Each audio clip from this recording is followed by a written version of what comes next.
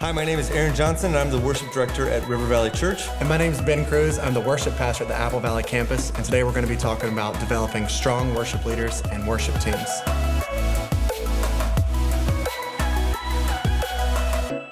I think one of the key things in developing strong worship leaders and teams is having clarity of vision from the top down. So we're really blessed at River Valley here to have a clear set of church values from Pastor Rob that we can implement into our systems and across our teams. A few of those that really hit home with us is the number one value of our church is the presence of God. And that's an easy one for our team to latch onto because that's what we get to do week in and week out at all our services is connect people with the presence of God. We take it very, very seriously. We have listed on all our walls at our church, just a moment in God's presence can change everything. Yeah. And so that's a very practical one that we can grab onto. Another one that I think is really valuable is authenticity. We teach all our teams and all our worship leaders that we need to be the same people on the stage as off the stage. And so that's one way that we can carry authenticity across our teams.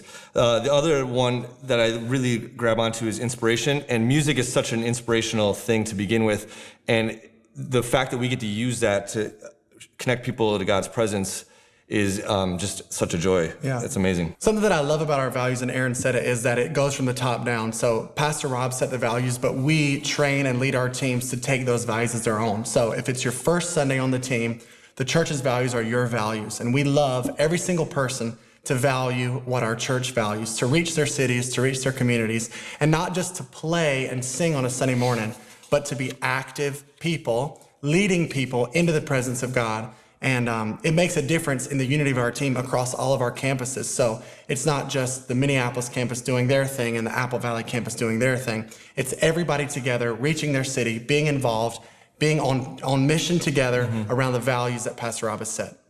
I'll talk a little bit about some practical ways that we develop teams across River Valley Church here.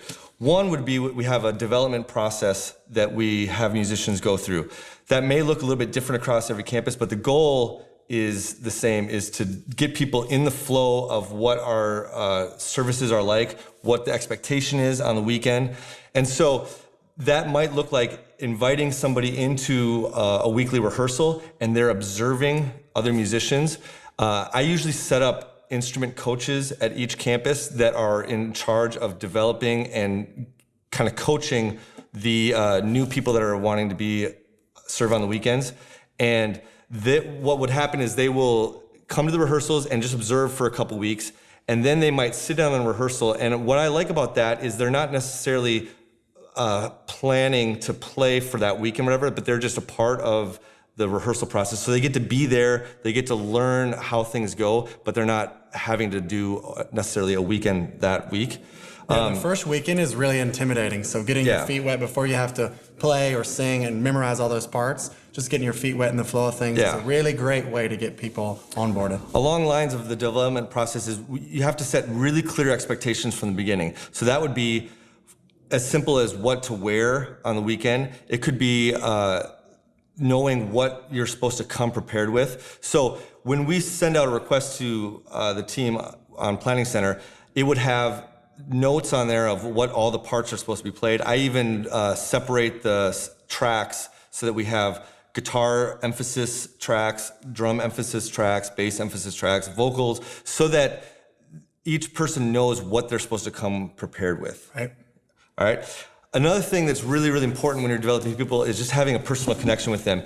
I think it's really important that every leader at the church needs to have a personal connection with every single person on their team.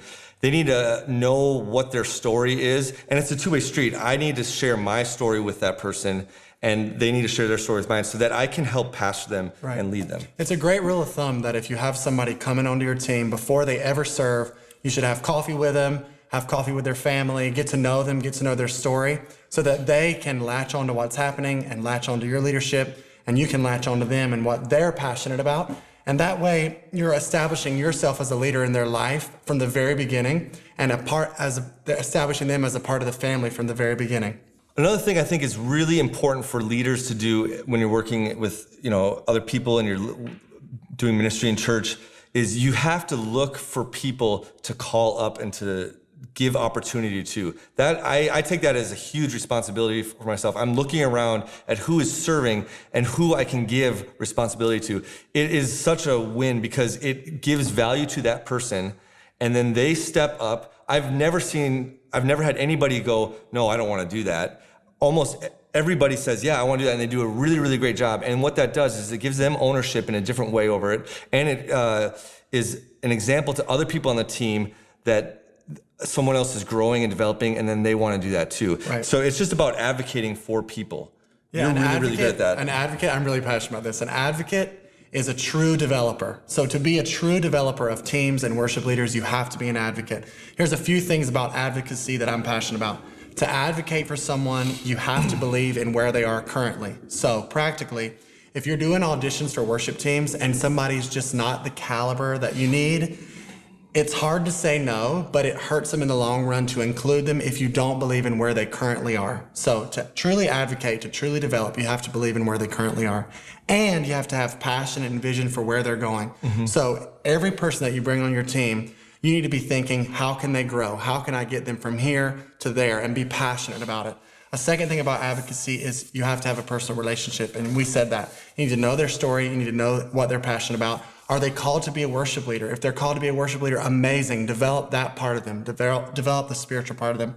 The last thing is you have to protect their energy, their confidence, and their growth. So to truly advocate for somebody, there's a protection that comes. To protect their energy, you just have to appreciate them. You're meeting with them, you're checking in with them, you're spending time with them. You're not just using them for services and for events. If you're protecting their confidence, then you need to be the filter between non-expert opinions. So as worship teams, we're very accessible to everyone's opinions, everyone's preferences. Mm-hmm. You need to be the buffer as the leader between non-expert opinions about how the Sunday went, how the sets went, what songs you're doing. Be the buffer between non-experts and the people that you're leading. And then the third thing, be protective of their growth. And all that really means is this: God has placed those people in your stewardship, in your leadership for this season, and just be responsible for their growth. Give great feedback, give intentional opportunity, and let God do what he's going to do. Don't be afraid to give constructive feedback. It hurts people in the long run to wait. Just do it and do it well. The feedback thing is so important, man. Like I develop a ton of drummers across our church, and it's one of my favorite things, honestly, is to bring them into or schedule them for a service that I'm going to be at, and I don't play, and I'll go to rehearsal, and I'll be there the whole time, and then in between, I'll give them really intentional feedback right in the moment. There's also a time to give feedback and a time not to give feedback. I think during rehearsal, it's a really, really great time to give really specific feedback, like this worked, didn't work. I would do this a little different. It wasn't necessarily wrong, but I think that it would be a little bit better if you led it this way. I don't do feedback if there's multiple services, and unless it's a major miss, I don't do feedback like in between the services because it gets in their head, whatever. But what I would do is after the service or after the day when the services are over, I would maybe send a text, take them to coffee, do a little chat quick of what went really, really well, what could be better. There's nothing worse than somebody giving their whole weekend to serving at the church and not knowing if they're doing well or ways to get better. Right. It can feel, depending on your personality, it can feel a little bit weird to give feedback that freely. And especially if it's like criticism, it's a little bit tough. But it's so much better for that person to know what they can get better at. Nobody has ever said to me, oh, don't tell me that. Right. They want to know. And they've actually thanked me for giving them the right feedback at the right time. Communication is care, and feedback is communication. So to really take care of somebody, you have to communicate. And feedback is communication. Something I love that Aaron does really well about feedback is when you give someone an opportunity, when someone's leading a moment, playing the drums for the first time, be very intentional to pay attention to what's happening while they're doing what they're doing and give specific constructive feedback. So you want to be attentive to what they're doing and how they're leading. The second thing is you want to give specific encouragement. So when somebody walks off a stage, don't say, that was great. You should say something like, what I loved that you did in that set was you used this specific language. You said this specific thing, and I love that you did that. So specific constructive feedback and specific encouragement will change the game for you. Amazing. Okay, so here's the key, I think. I've been teaching on this for several years, and I think I call it the 4 C's, and this is where I find a lot of lack of health in worship teams and people when they aren't aware of these things. So the first one is comparison. If you're a multi-site church, you have tons of people and you have different levels of skill, different resources available maybe across different campuses. Right. And it is such a thing that can get embedded in the culture of your ministry and kind of fester is when people are just like insecure and they're just living in this comparison mentality. And I see it over and over and over again. And it's a really deep rooted thing, but it can bring a lot of negative feelings, insecurities, just kind of grow out of people. So what happens when you compare is you're always focused on yourself. Right. You're feeling something that somebody else is doing, and you just are like looking at a mirror at yourself, and so you're not living in the moment. You're not living in the authority that God has given you, and it's just like destroys people. So if you sense any kind of comparison mentality within your teams, address it right away. The second thing that I've noticed is complacency. This would be for people who have been around for a long time maybe, and they're unwilling to grow, unwilling to learn. It can really be a problem if that doesn't get addressed right away. You don't want to become complacent. Another avenue of complacency though is if you're really, really doing well, right, you can just kind of live in, oh, we got this. We don't have to work very hard. I know that I will hit the mark every time. And that's a level of complacency that just will hurt your ministry over time. The third one is character problems, and that could be anything from a lack of a servant attitude. That's really, really important that we are here to serve. We're not here to perform or anything. We're serving the vision of the house. Right. That could be insecurity, it could be pride, it could be negative attitudes. Musicians, I hate to say it, but they're like some of the worst with negative attitudes sometimes. They're just like emotional people. And so if you sense any character problems, that will weigh people down. Because what happens is it festers in other people. I say something and then your heart hears it and like you think negatively about something I said about a person, whatever, and now it's growing in you and it just goes and goes and goes. And just one thing I want to say about that is don't let that spiral out of control. If somebody comes in and you can feel that character issue, their heart starting to turn, address it right away, because if you're not careful, it'll invite a ton of people on the team to carry that heart, and it'll just get too far ahead. If you address it head on right away, you'll be ahead of it and it won't get out of control. And basically we've learned that almost every single person on our team is passionate about Jesus Christ. And when you address something, they'll be okay. They want to hear it. They want to grow. They want to learn. 100%, so it'll be all right. Yeah, the negative attitude thing is really, really important. As a leader, especially, always talk above it. Rise above it. Don't go get into it with that person.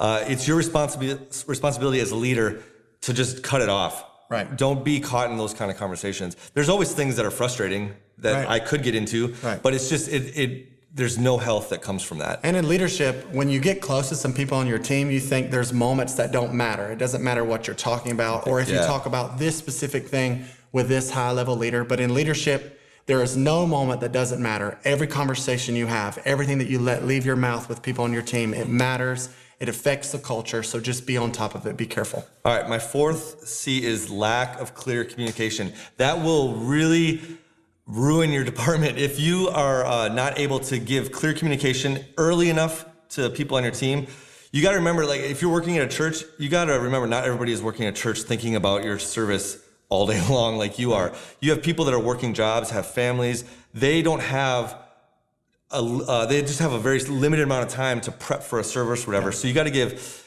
clear communication about what the set is, about what the expectation is, how they're doing, all that sort of stuff, about the plans coming up, so they're not getting requested at the last minute. Right. Those things. The first three are like really deep, kind of almost like character things, but the fourth one is really, really practical. Just be clear with your communication. Yeah. I think what all this boils down to, at least to me, all this can be tied up in the vision of the house. It's just so important. You're going to be in a good spot if you're carrying the vision of your lead pastor. And so I think it's really important to know that, be teachable as a leader, be flexible with what needs to happen in services from your lead pastor. Don't be stuck on the plan that you think should happen. I think all this just kind of fits into the core values that Right. we have as a church. And I actually love looking at our values and figuring out ways that I can implement that mentality or that system or whatever into our worship department to really teach our teams the values of our church. Yeah.